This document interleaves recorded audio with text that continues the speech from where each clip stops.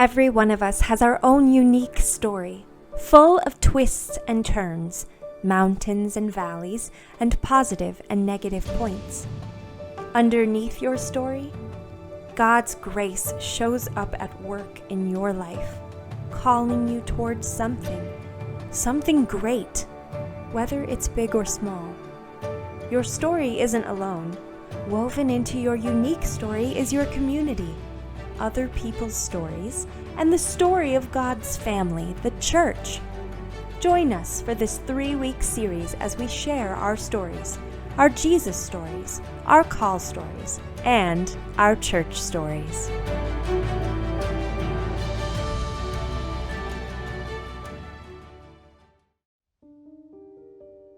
I stood alone in the kitchen of the restaurant where I worked. It was early, still dark outside, and the other staff hadn't yet arrived. And for the first time in months, I prayed. God, Saturday is hard. And you might be wondering why I prayed about Saturday. I'm going to come back to that in a few minutes. But God replied with 2 simple words that were so much more than the sum of their parts. I know. My name is Michal White, and most of you have gotten the chance to meet me or see my videos by now, but I always find it helpful to say my name one more time so that people can get the hang of its pronunciation. It's Michal. It rhymes with Michelle. Michelle, Michal, Michelle, Michal. It's Michal. I was recently hired to be the new pastor of the South Lansing campus of Sycamore Creek. Although for at least a few months, Pastor Tom and I will be leading together as he shows me the ropes and mentors me in this position. And speaking of Tom, I just want to take a moment to thank him and the other folks who have brought me here today. There was a team of people who were part of the interview team. They read through pages and pages of my personal profile of questions that I was asked. They came up with thoughtful questions to ask me and gave me the chance to get a glimpse into the values of Sycamore Creek. They really put in a lot of work, and I'm thankful for their dedication to the future of the church. I also want to mention the vision team, who serve the church in various seen and unseen ways, and who were also part of me joining the team here. I'll share more in a couple of weeks about how exactly I wound up here in Lansing, but I just want to thank them for their part in my story. And I especially want to thank you for the warm welcome that you have given us. You've brought us so many meals. We've had so much good food. You showed up and helped us unload our moving truck. It was unloaded in less than an hour. You welcomed my parents when they were visiting while they were here, and I can tell you right now that we are going to love Lansing. I shared a brief moment of my Jesus story to open. It's from 2014, the year of restoration that followed a year from hell. But my Jesus story began much earlier than that. I grew up in a Christian family. We were part of a small denomination called the Christian and Missionary Alliance. It is a denomination deeply committed to overseas missions and bringing the gospel to people who have never heard. Our church was small and dedicated. There was a core group of families who seemed to do everything together. We were in Sunday school together. We were homeschooled together. We lived in each other's homes for everything from birthday parties to New Year's and Super Bowl parties. And I'll share more next week about how this church community shaped my sense of calling. But it was here that I first experienced Jesus. In middle school and high school, I participated in a Bible quizzing team where I memorized long passages of scripture and began to practice living out my faith. On the whole, I would say my family was quite legalistic. We're very focused on how to live the right way, like you don't have sex before you're married, you don't lie, you don't gossip, you stay respectful to adults, even when they're terrible, don't go into debt, save everything, on and on and on. And so when I graduated from high school, I went to college the right way. I quickly joined a campus ministry. My sister was a senior at that college. It was East Carolina University. So I went to the group where she was involved in, the right group, InterVarsity Christian Fellowship. InterVarsity quickly became my people. They were my friend group, my accountability group, my small group. I began to lead in ways there that I had never led before. I learned how to lead a small group and a team of people. I looked for ways to reach out to people who didn't know Jesus and have spiritual conversations. I discipled friends and other students. I like to say that growing up, we were pretty legalistic, and it was in college that I learned about grace. And then I added it to my list of things to do the right way. I attempted to trust the right way, forgive the right way, and live the right way, which might sound good in theory, but in practice, it meant that I was often scared to take a risk because I was afraid I would do something the wrong way. And it pushed down any emotions that I perceived as negative, things like anger, fear, and sadness, because in my mind, they reflected a lack of faith or trust in God. They weren't the right way to follow Jesus. InterVarsity was also the place where I met my husband, Nathan. We served together on a mission trip to Romania with InterVarsity the summer after my freshman year in college. He was at Virginia Tech, and I was at ECU. We were on the trip for 4 weeks and became good friends. We started dating about 6 weeks after the trip ended, and we got married right after I graduated college.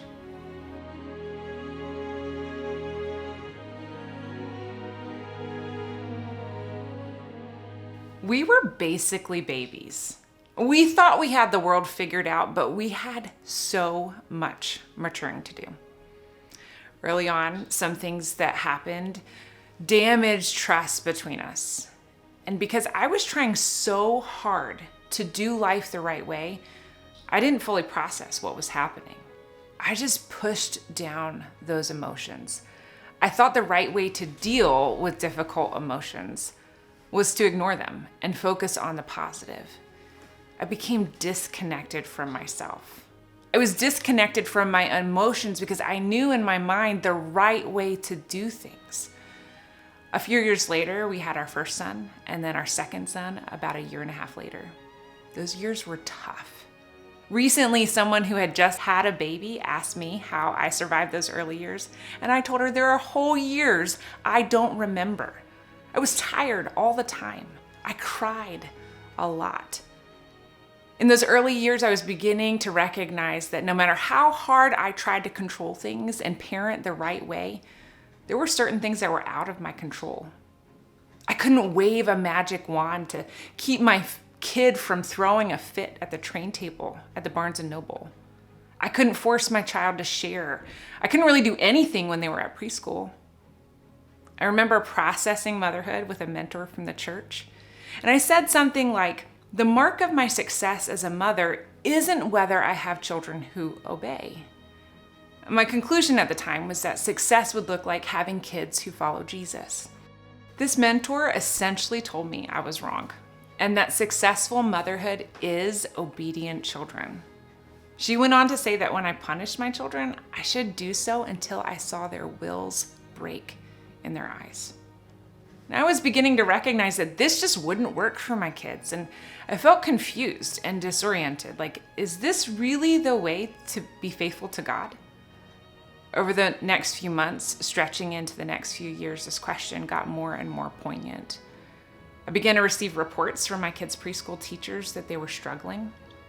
I won't go into all the details because this isn't really my story to tell, but for the better part of a year, we were wrestling with systems to get evaluations and the services that we needed to thrive.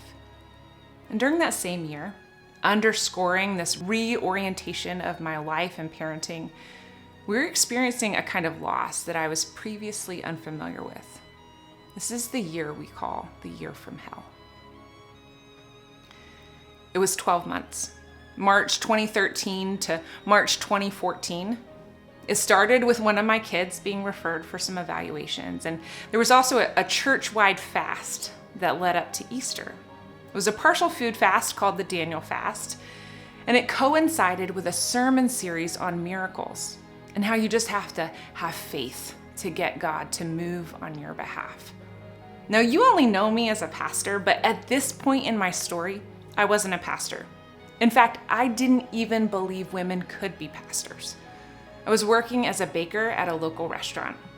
And like the good Christian girl that I was, we participated in this fast the right way, wholeheartedly. Fasting the right way was challenged a bit when I found out 2 weeks into this 3-week fast that I was pregnant with our third baby. I modified the fast to ensure that I was getting good nutrition. And then partway through that final week, I started to feel off. And I went into my doctor. She let me know that I was likely miscarrying, and they did some blood work to confirm it. That afternoon, she gave me a call to let me know that my hormone levels were higher than they expected and that they needed to track them. Typically, they would take blood every other day, but that second day would have been Good Friday and they were closed. And all my brain heard when she called me was atypical pregnancy. I thought, there's hope. I had grown up in conservative evangelicalism. As a child, I attended pro-life rallies, and I heard all kinds of stories about miracle babies. Stories where doctors had told parents their baby would die at birth, and the doctor suggested that the woman have an abortion.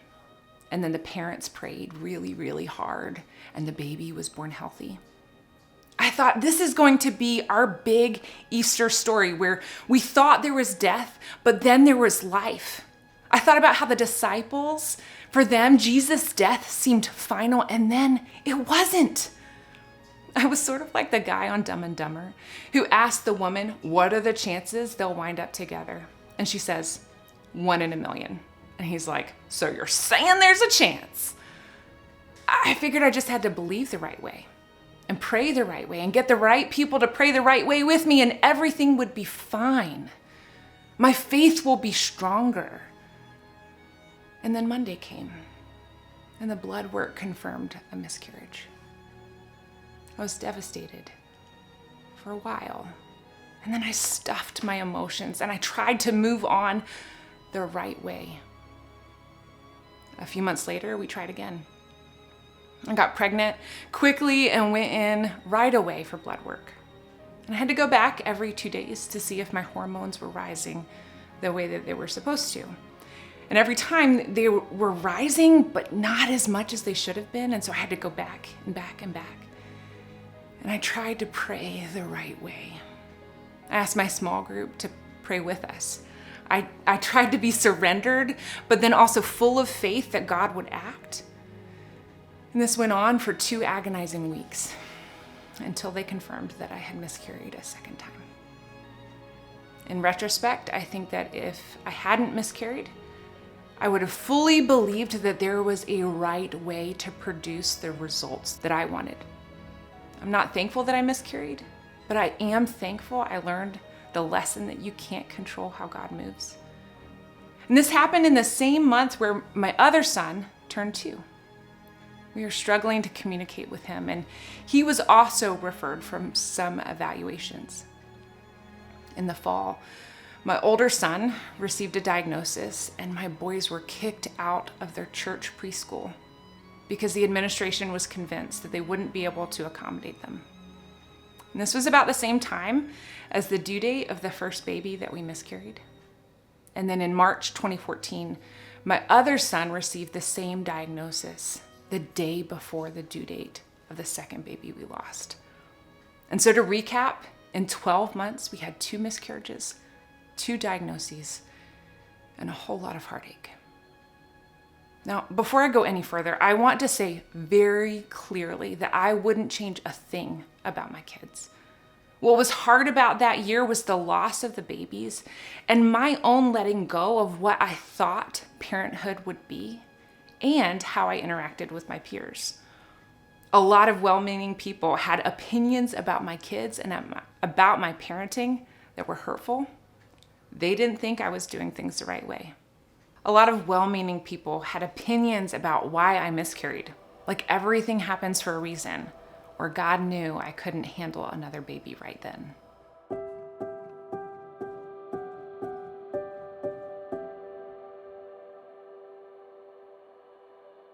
By December of 2013, I was hurting and my heart was hard. I remember being caught off guard by how painful Christmas was. I couldn't handle the anticipation of a baby, even if that baby was the Messiah. I very nearly swore off God altogether when a pastor said that God blesses people like Mary because they're faithful. I thought, if God blesses people because they're faithful, does that mean people who don't have blessings, people who experience things like miscarriage, are being punished for unfaithfulness? If that's who God really is, I'm out. I don't want anything to do with that kind of God. But I couldn't just walk away. Partly because I couldn't imagine myself being anything other than a Christian. I was invested in being the person who does things the right way. And partly because my husband was working in ministry. I wish I could say it was something deeper than that, but I really think that's why I did the work that came next. I took a few months off church. Well, I took a few months off Sunday mornings. I stayed connected with my small group. They knew what we were going through, and I knew that I could be honest with them. I couldn't handle the well-meaning and hurtful Christians who showed up with cliches on Sunday mornings. I couldn't handle the harmful teachings on blessings. And I just needed space to cry and yell at God. So Nathan took the boys to church on Sunday mornings, and I stayed home and I blogged and cried and yelled. There were two things that were especially helpful during that time. First, I read C.S. Lewis's book, A Grief Observed. This is his published journal from the time after his wife died. His grief gave me permission to ask the questions I needed to wrestle with. Remember how I was disconnected from my emotions because I knew the right answers? Well, he helped me process those emotions. I needed to know, is God really good? Can I trust God? If God's all powerful, did he cause this? And if God didn't cause it, why didn't he stop it from happening? And the second thing that helped me was a series of talks that Nathan shared with me after he went to a staff conference for InterVarsity. These talks from John Ortberg introduced me to this idea that all throughout Scripture, there are third-day stories. Stories where something bad happens on day one, and on the third day, there's a great reversal. You know, like how Jonah was swallowed by the fish, and then 3 days later, he came out on dry land. And of course, the biggest third-day story is Easter. On day one, on Friday, Jesus dies. The worst thing that could ever happen happens, and all hope seems gone. Jesus, who is God in the flesh, who came to earth and lived among us, voluntarily dies. And then on day 3, there's Easter. Jesus comes back to life, and we find out that hope is not gone at all. There's victory. But Saturday, that day in between, is the day after the worst has happened, when you still have to get up and go on with your life. Too often people live in one of two ways. They either live as if it's Friday, everything's terrible, there's no hope, nothing will ever change, or as if it's Sunday and the victory is here and we should be joyful and triumphant all the time. But what if we really live in a Saturday kind of world? Victory is coming and hope is real, but sometimes it doesn't feel like it. The story is still in process, and it's hard to hold on to hope. All seems lost. This concept helped me make sense of what I was experiencing. I was surrounded by Sunday folks who were rushing me through my grief and telling me that if I really trusted God, that this shouldn't be that hard. At this point, I hadn't been able to pray for a while. The conversation just didn't seem sincere. I was hurt and didn't know if I could trust God to be good. I was working at a restaurant as a baker. And then one morning in the kitchen, it was still dark outside.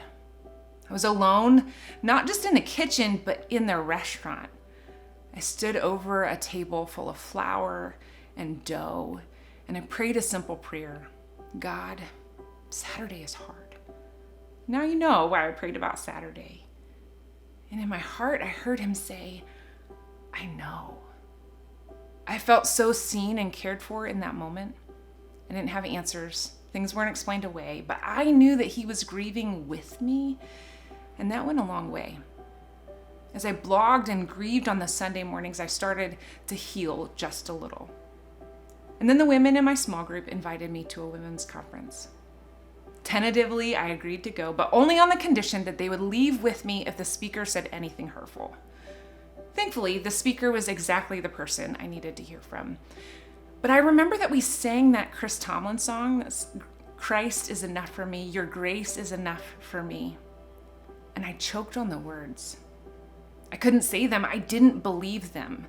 Christ wasn't enough for me. I wanted the babies I had lost.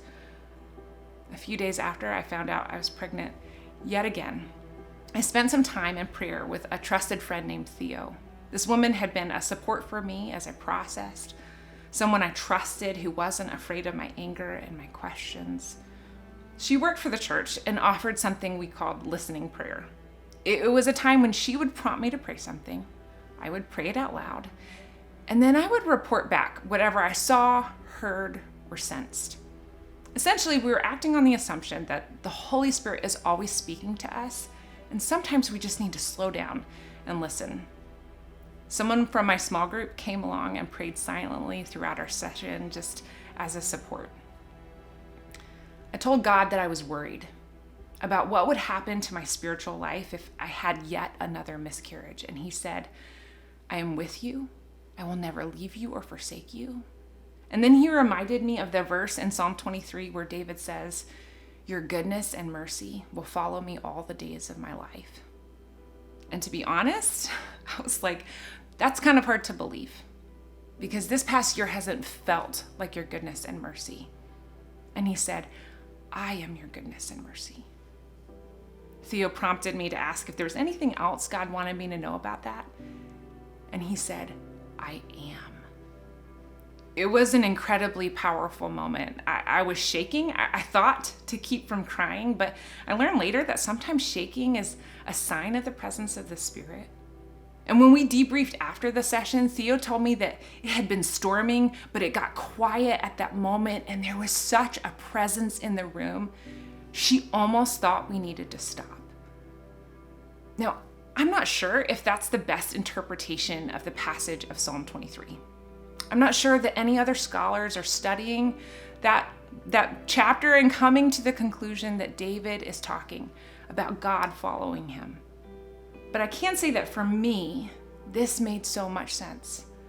Even as I had been keeping Jesus at arm's length, grieving in the valley in the shadow of the deaths of my babies, He was following me.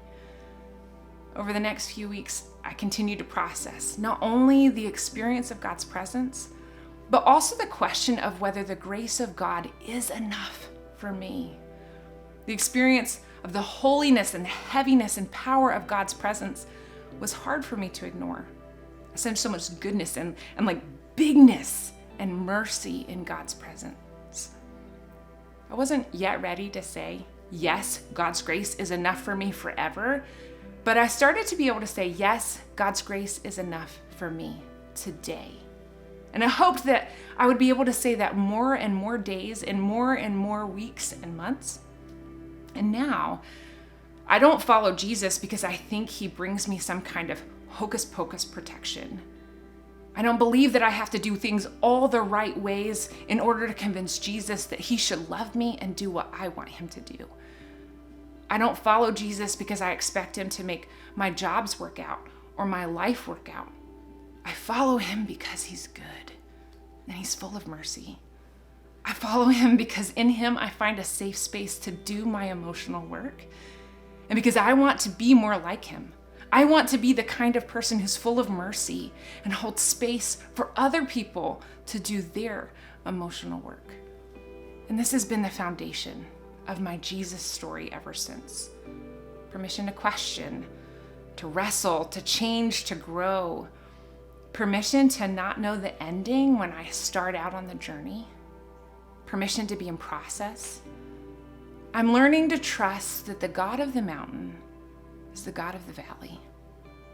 And that even though I may never understand the ins and outs of why certain things happen on earth, and that sometimes it will seem like God is absent and silent, But because of that moment where God showed up undeniably for me, I can trust that God is good and present every step of the way. Saturday is still hard. Saturday sometimes still feels hopeless. Saturday sometimes feels like it will last forever. But I can trust that Sunday is coming.